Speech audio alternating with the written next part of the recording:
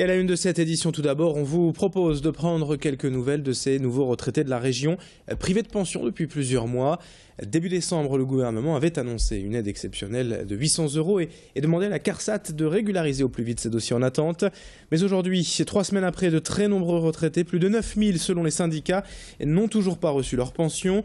Et l'Union syndicale des retraités du Nord dénonce un simple effet d'annonce.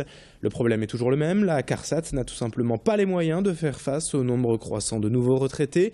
Et puisque son budget devrait encore baisser de 15% en 2015, les syndicats craignent une situation encore plus délicate dans les mois à venir.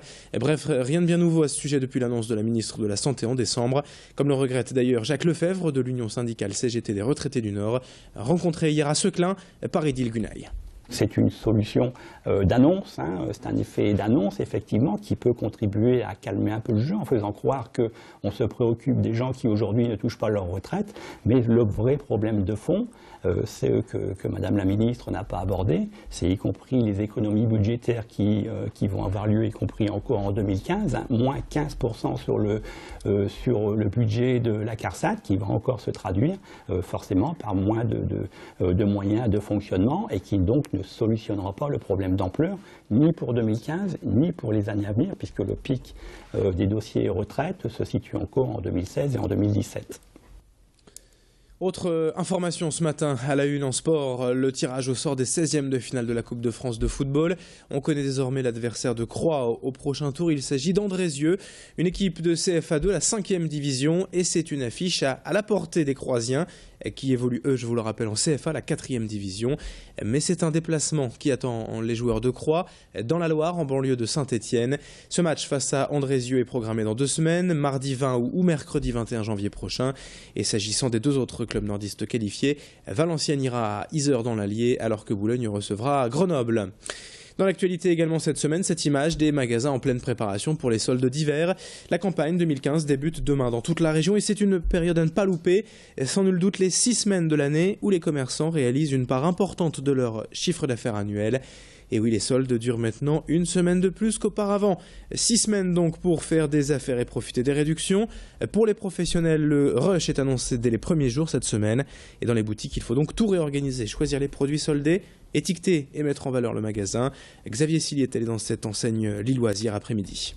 Une grosse organisation, on doit effectivement tout mettre en place en magasin afin de pouvoir faciliter le client dans sa recherche.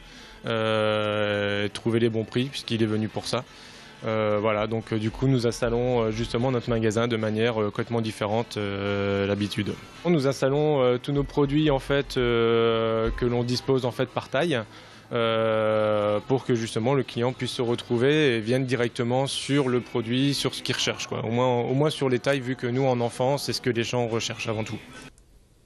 Dans le reste de cette édition à présent, un appel à la solidarité pour un petit garçon de la région. Lucas, 3 ans, habite avec ses parents à Erquin-Gemelis.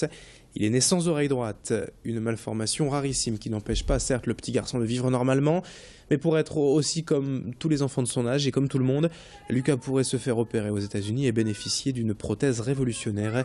Le coût de l'opération est quand même très élevé, près de 30 000 €, et c'est pour cela qu'un groupe Facebook et un appel aux dons ont été lancés par la famille.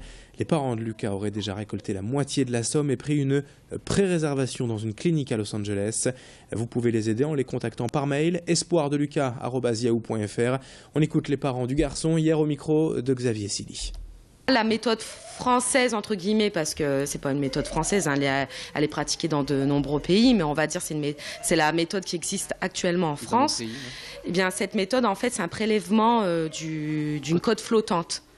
Voilà, c'est par prélèvement d'une côte, alors que la méthode actuelle, enfin la méthode Medport, elle, c'est un implant. C'est magnifique. C'est magnifique, le résultat était magnifique. Et puis, une seule hospitalisation. 8 heures d'intervention. Il l'utilise aussi pour la reconstruction du nez, voilà, sur la face en fait, en gros. Et puis on termine ce journal avec toute autre chose en ce début d'année pour retrouver la forme après les fêtes, des repas lourds et quelques excès. Nous sommes allés voir hier une diététicienne nutritionniste à Lille. Alors déjà, selon elle, figurez-vous que tout régime est à éviter. C'est même l'erreur à ne pas faire car un régime ne ferait qu'accentuer les carences déjà fréquentes en hiver. Au contraire, il vaut mieux opter pour un équilibrage alimentaire en privilégiant certains aliments. Les fruits et légumes évidemment, le riz, les fibres, tout ce qui est bon pour les intestins et un bon transit. Les oméga 3 également, donc les huiles. En revanche, contrairement aux idées reçues, thé et café doivent être consommés en petite quantité durant l'hiver. L'essentiel est en fait comme d'habitude de manger équilibré, sans sauter de repas ni grignoter dans la journée. Explication complémentaire au micro d'Idil Gunaï.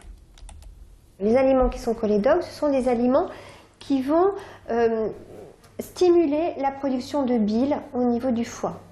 L'intérêt de la bile, c'est que dans la bile, vous avez une enzyme qui est la bilirubine. Le rôle de cette enzyme, c'est de finir la digestion des graisses. Donc quand on a mangé trop gras, trop sucré, trop salé, eh bien on a des graisses saturées qui vont stagner au niveau de l'intestin. Donc le fait de privilégier ces aliments-là vont permettre de voir l'élimination de ces graisses-là. Donc dedans, vous avez l'aliment le plus connu qui est l'artichaut.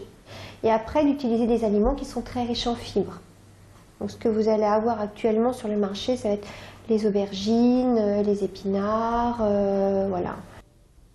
C'est la fin de ce journal, 7h36 en direct et on continue sur Grand Lille TV, la météo et l'infotrafic à suivre dans une poignée de secondes. A tout de suite.